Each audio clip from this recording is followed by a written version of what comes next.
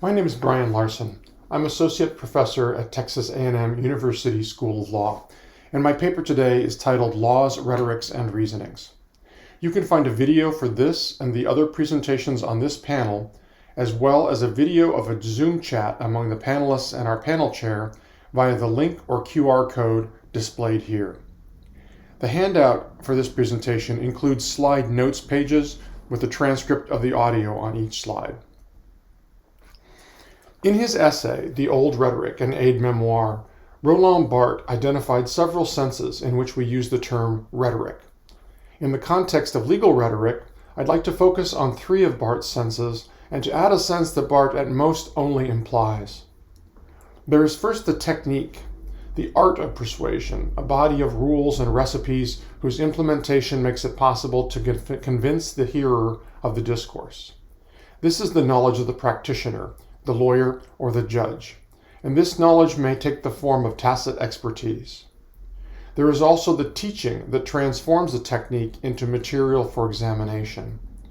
This is the teacher's knowledge of what and how to teach rhetoric. It must usually be made express and taught through experience and practice. This includes the kind of teaching described by my co-panelists here, taking place at the undergraduate level, but also the teaching that law students receive both in their legal rhetoric and writing courses and in other courses about the law.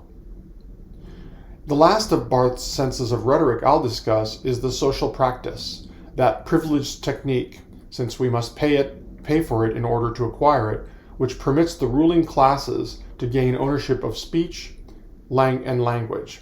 Language being a power, selective rules of access to this power have been decreed. Barthes neglects to describe the possibility of a rhetoric about legal rhetoric, that is to say, rhetorical performances aimed at shaping the audience's beliefs about a rhetoric.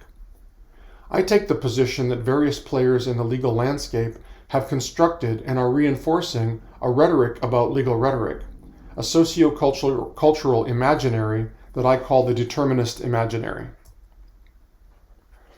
An imaginary is what philosopher Charles Taylor labels the ways people imagine their social existence, how things go on between them and their fellows, the expectations that are normally met, and the deeper normative notions and images that underlie these expectations.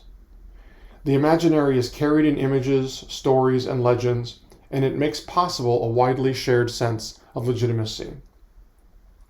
Literary theorist Rain Roud, in Meaning and Action, proposes a framework for understanding how such imaginaries, what he would call subcultures, include networks of practices by performers that are directed at recipients. I'll use the terms imaginary and subculture interchangeably here.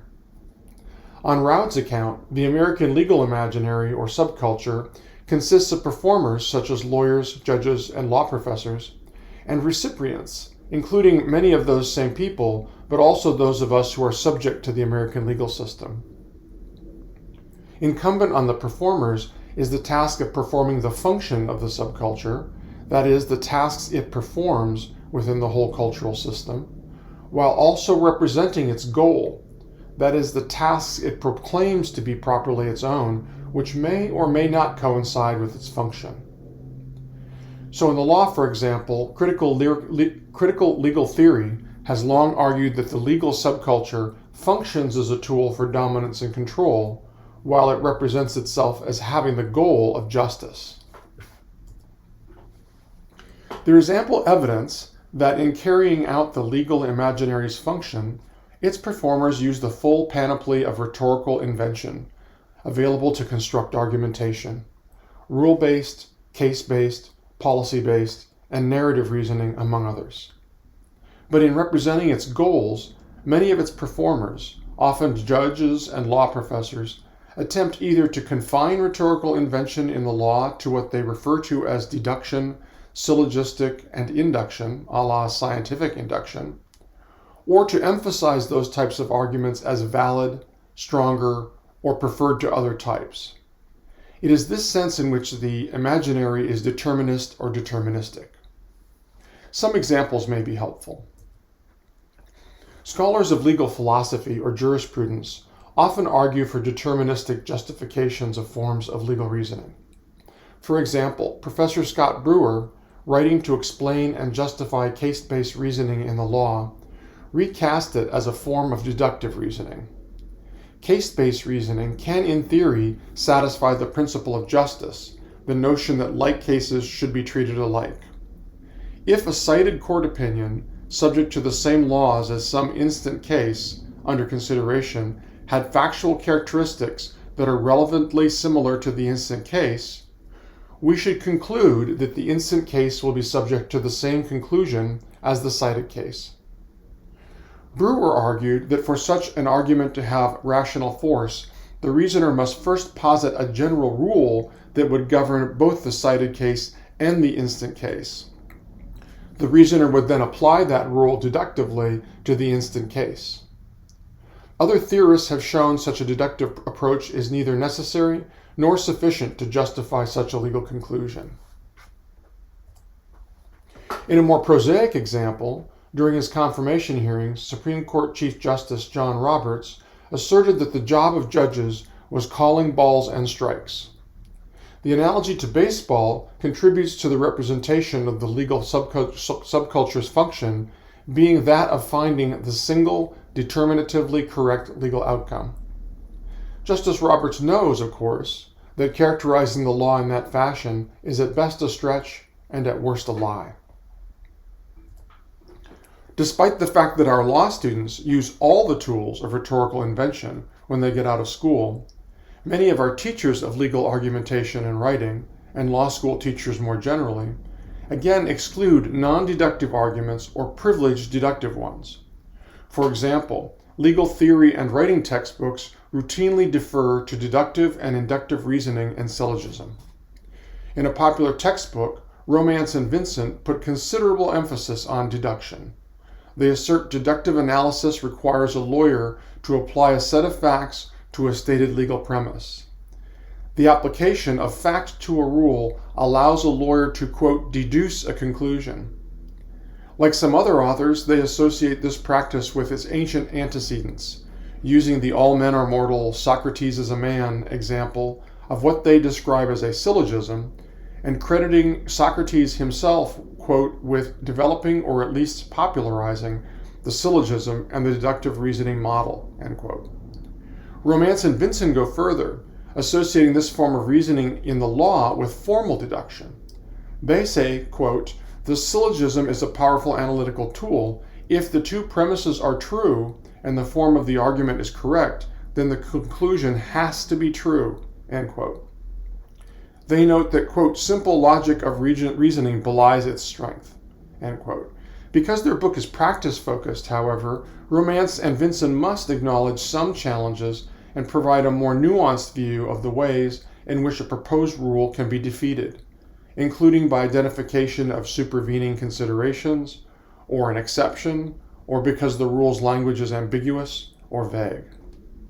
There are other examples in many other texts. Some texts, on the other hand, appear to avoid this language. My co-panelist here, Antonio Alefano, has recently published a textbook for undergraduate legal writing classes that avoids the inaccurate use of deductive, syllogistic, and inductive as terms to describe legal reasoning. I say inaccurate because, as I've noted in a review of Katerina Dutil-Novaes's book, The Dialogical Roots of Deduction, and in some of my earlier work, the terms deduction and syllogism cannot correctly be applied to reasoning about issues like legal problems. Legal arguments fail to satisfy the conditions that make deductions and syllogisms compelling in other fields, such as formal logic, mathematics, and theoretical physics. Legal arguments, even when framed as deductive, lack monotonicity. That is the character of being immune to the introduction of new premises that might shake the inference in the original deductive form, what philosopher and logician John Pollock calls defeaters. I have argued elsewhere that legal argumentation is always, or nearly always, defeasible, that is, subject to defeaters. That even if the present facts fit the requirements of some general rule, seemingly a minor premise satisfying the elements of a major premise, the conclusion may not be true. A wide variety of defeaters is always potentially around the corner. This is consistent with the framework legal philosopher Joseph Raz described as practical reason, and with the well-developed frameworks of contemporary argumentation theory, including argumentation schemes. So what's the result of all this? Why does it matter?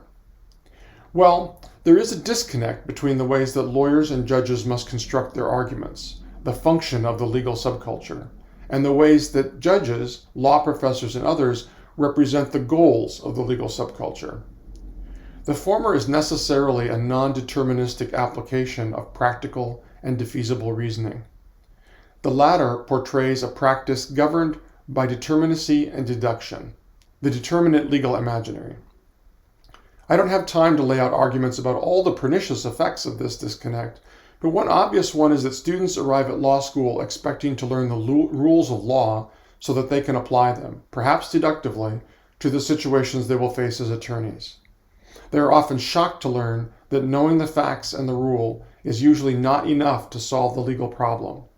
Some become disillusioned with the legal profession, and nearly all must first unlearn the moral order of the socio-cultural imaginary, that the goal of the law is to be deterministic, before they can properly learn to assume the identity of the lawyer, who is always a practical reasoner making defeasible arguments.